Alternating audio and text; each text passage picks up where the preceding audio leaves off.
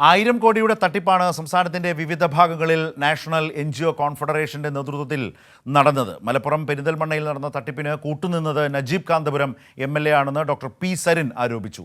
MLAയുടെ മുദ്ര ചാരിറ്റബിൾ ഫൗണ്ടേഷന്റെ നേതൃത്വത്തിലാണ് തട്ടിപ്പ് അവിടെ നടന്നതെന്നും സരിൻ ആരോപിച്ചു. പണം ആവശ്യപ്പെട്ടുള്ള MLAയുടെ സന്ദേശവും പുറത്തുവന്നു.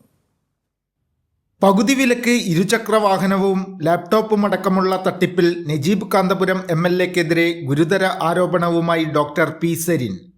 നജീബ് തന്റെ മുദ്ര ചാരിറ്റബിൾ ഫൗണ്ടേഷൻ വഴിയാണ് തട്ടിപ്പിന് കൂട്ടുനിന്നത്. മുദ്രയിലൂടെ MLA ഗുണഭോക്താക്കളെ കണ്ടെത്തി നൽകിയെന്ന് സരിൻ ആരോപിച്ചു. മുദ്ര ചാരിറ്റബിൾ ഫൗണ്ടേഷൻ നേരിട്ടാണ് ഗുണഭോക്താക്കളെ ഈ പദ്ധതിയിലേക്ക് തിരഞ്ഞെടുത്തത്.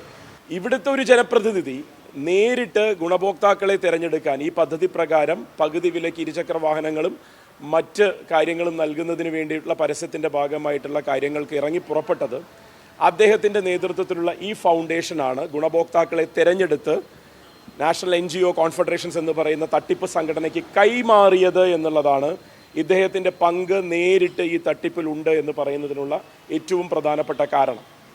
കോർപ്പറേറ്റുകളിൽ നിന്ന് ഭീമമായ തുക സ്വീകരിച്ച് കള്ളപ്പണം വെളുപ്പിക്കുന്നതിനും നജീബ് കാന്തപുരം മുദ്ര ഫൗണ്ടേഷനെ ഉപയോഗിച്ചു.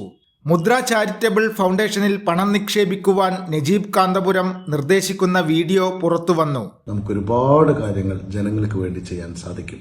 അതുകൊണ്ട് തീർച്ചയായും അത്തരമൊരു നല്ല കൂട്ടായ്മ, ഒരു വലിയ നെറ്റ്വർക്ക്, അതിലൂടെ ഒരുമിച്ച് നിന്ന് പ്രവർത്തിക്കാനുള്ള ഒരു വേദി ഒരുക്കുകയാണ് മുദ്ര ചാരിറ്റബിൾ ആൻഡ് എഡ്യൂക്കേഷണൽ സൊസൈറ്റിയുടെ കീഴിൽ നമ്മൾ ചെയ്യുന്നത്.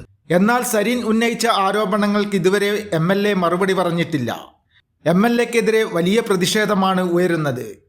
കൈരളി ന്യൂസ്, പാലക്കാട്.